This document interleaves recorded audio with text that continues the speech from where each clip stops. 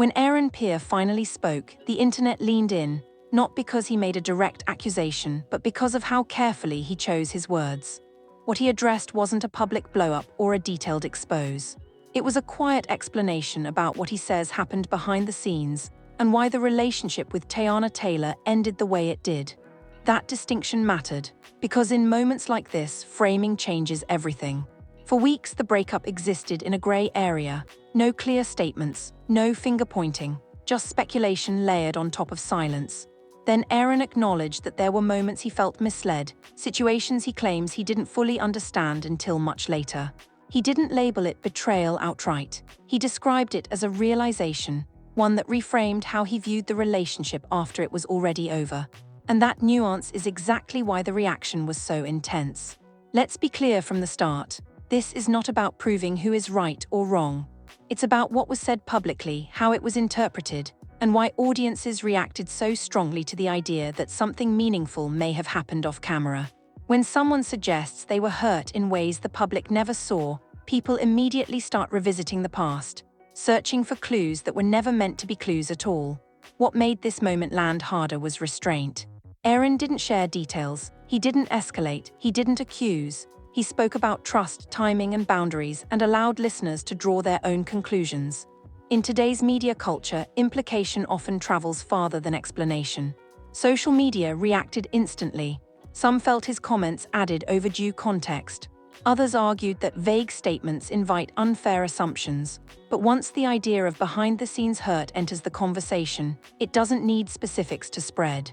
It only needs attention. This isn't a story about exposing secrets. It's a story about how quickly perception shifts when someone finally explains their silence, and how the internet fills in the rest. To understand why Aaron's words hit the way they did, you have to look at the silence that came before them. For a long time, the breakup between Pierre and Teyana existed without explanation. There were no timelines clarified, no public back and forth, and no definitive reason offered to the audience. In celebrity culture, that kind of quiet doesn't resolve curiosity, it amplifies it. People assume there must be something being protected, something too complicated or too sensitive to explain publicly. When Aaron finally addressed the situation, he did not frame his experience as a dramatic reveal. Instead, he spoke in reflective terms, describing moments he claims only made sense after the relationship had already ended. He suggested there were dynamics and decisions he didn't fully grasp at the time, and that understanding them later changed how he processed the breakup. That is where the word betrayal entered the conversation, not as a direct quote, but as an interpretation layered onto his reflection. This distinction is critical. Betrayal, as the internet uses it, often implies intent, deception, or wrongdoing. Betrayal, as people experience it emotionally, can also mean disappointment, unmet expectations, or feeling out of alignment with someone you trusted. Aaron did not outline specific acts. He spoke about trust eroding quietly, about realizing that certain boundaries he believed existed may not have been shared in the same way. That ambiguity left space for audiences to define betrayal on their own terms. The reaction was immediate because people are drawn to behind-the-scenes explanations. When public relationships end without visible conflict, the assumption is often that the real story happened privately. Aaron's comments seem to validate that assumption without confirming any concrete details. That combination is powerful. It gives audiences just enough to feel informed while still leaving them curious. In digital culture, curiosity is combustible. What also fueled the response was Aaron's tone. He did not sound angry or vindictive. He sounded measured, thoughtful, and restrained. That restraint made his words feel more credible to some listeners, even though credibility does not equal completeness.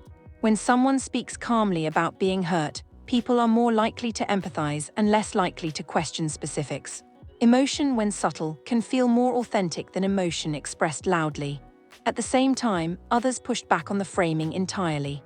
They argued that vague reflections, no matter how sincere, can invite unfair conclusions about the other person involved.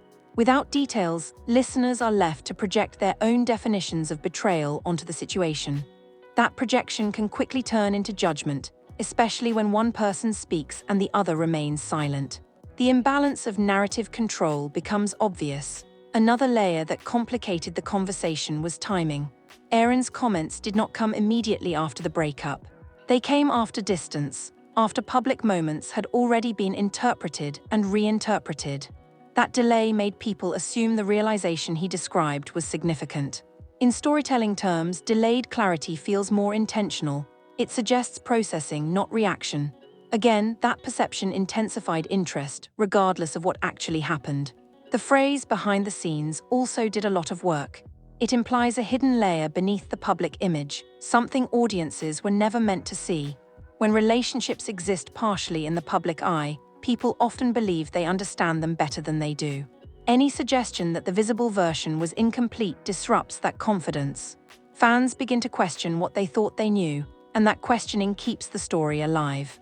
Importantly, Aaron did not frame himself as a victim of a specific act. He framed himself as someone who had to reinterpret his experience after gaining new perspective. That nuance matters, but nuance rarely survives virality intact. As clips circulated, the careful language was compressed into stronger conclusions. Reflection became revelation. Feeling misled became betrayal. Interpretation hardened into assumption. This is where media framing played a decisive role. Headlines simplified the message to fit attention spans, often choosing the most emotionally charged language available. Words like "betrayed" attract clicks even when they overstate what was actually said. Once those words dominate the conversation, it becomes difficult for more measured interpretations to gain traction. The loudest framing wins, not the most accurate one. Audience psychology also shaped the response. Many people have experienced moments where relationships made sense only in hindsight. That relatability made Aaron's reflection resonate. Listeners filled in gaps with their own experiences, mapping personal feelings onto a public story. When that happens, the story stops being about the individuals involved and starts being about collective emotion. Empathy blends with speculation and lines blur. At the same time, Teyana remained publicly quiet. That silence was interpreted in conflicting ways. Some saw it as dignity and boundary setting, others saw it as avoidance. Neither interpretation required confirmation. Silence, in public narratives, is rarely allowed to be neutral. It becomes a canvas for whatever story the audience is ready to believe. What makes this phase especially delicate is the lack of a clear endpoint. There is no claim to prove or disprove. There is no accusation to address directly. The story exists in a space of feeling and interpretation. That means it cannot be resolved with facts alone. It can only be outlasted. And outlasting a narrative is often harder than confronting it, because it requires patience in the face of ongoing assumption. By the end of this phase, the conversation had shifted again. It was no longer just about why the relationship ended. It was about how people interpret silence, reflection, and delayed clarity. Aaron's words had opened a door not to answers but to perception. And once perception changes, it rarely returns to its original state. Once Aaron's reflections circulated, the story took on a life of its own. Media coverage quickly compressed nuance into certainty, choosing emotionally loaded language that traveled faster than careful context. What began as a reflective explanation from Pierre was repackaged as a revelation, and in that translation, meaning shifted. Headlines emphasized the word "betrayal," even though it was not framed as a specific act. The simplification was effective for clicks but costly for accuracy. Fan assumptions filled the gaps left by ambiguity. Social platforms lit up with theories that tried to map Aaron's words onto past moments.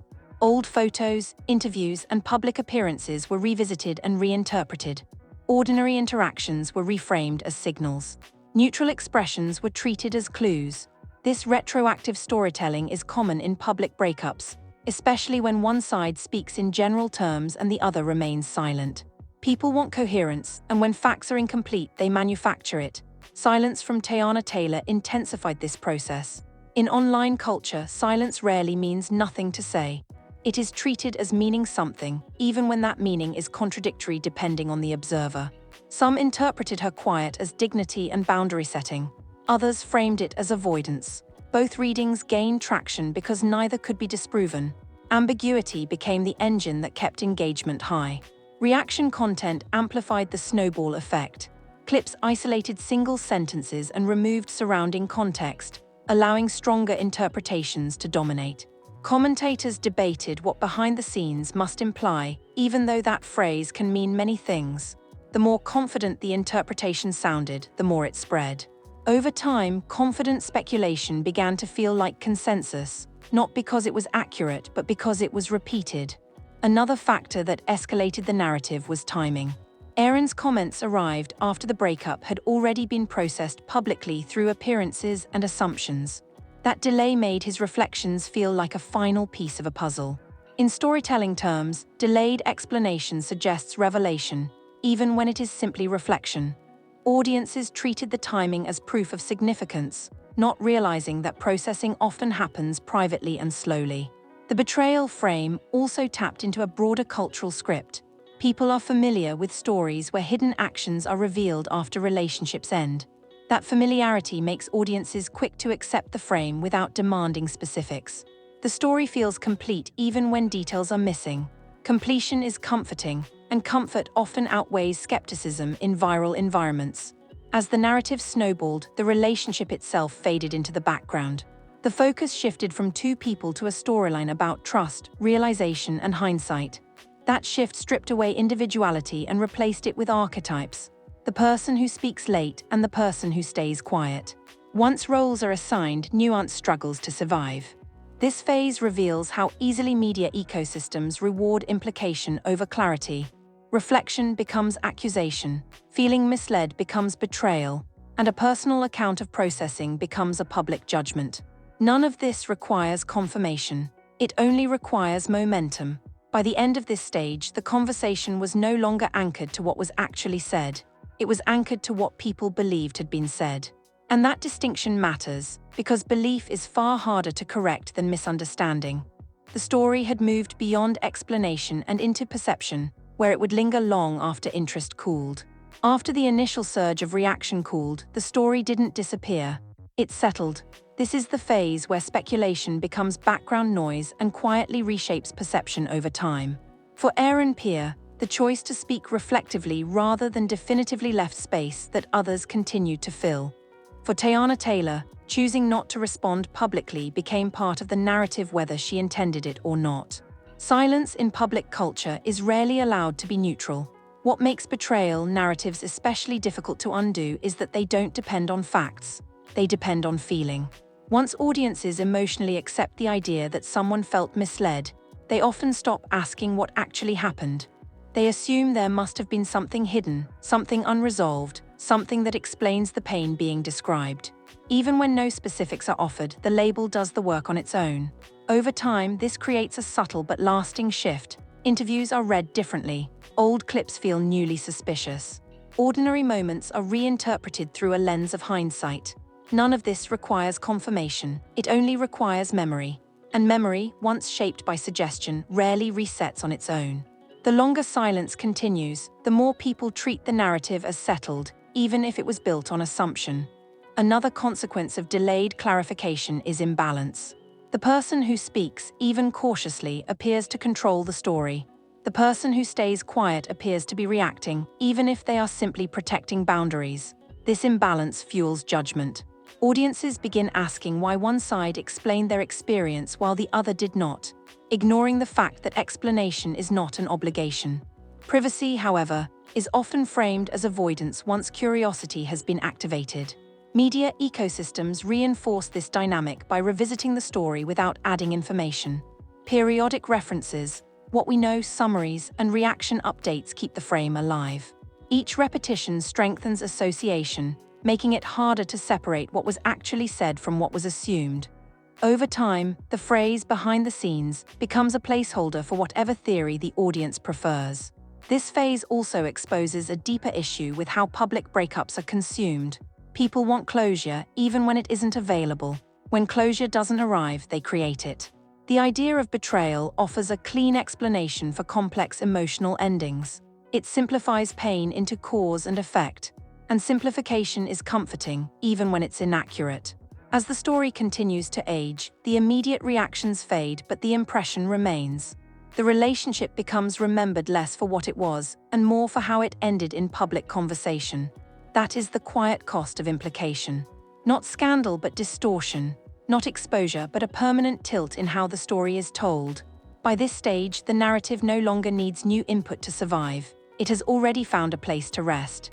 And once a story rests in perception rather than fact, reversing it requires more than silence or statements. It requires time, consistency, and the audience's willingness to let go of a version of events they found emotionally satisfying. By the time the conversation slowed, the shape of the story had already changed. What began as reflective comments from Pierre had hardened into a narrative many people accepted without ever hearing specifics.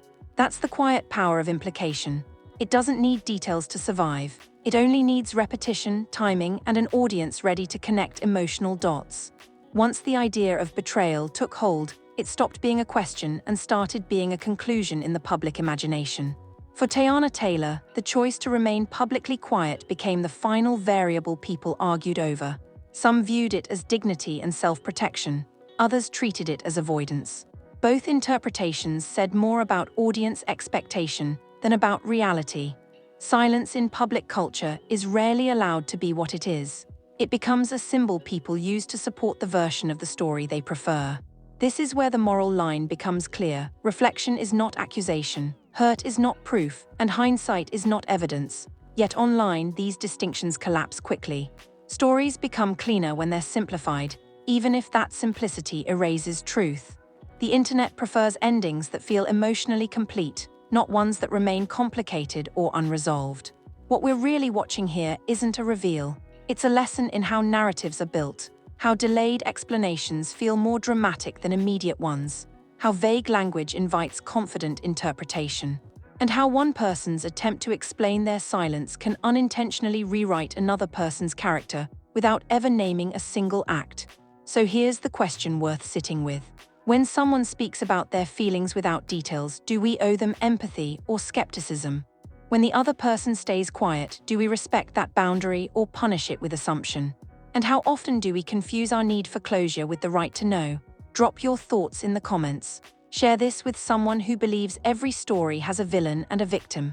And remember this the next time a breakup becomes content. Not every ending has a reveal, and not every hurt needs a headline to be real.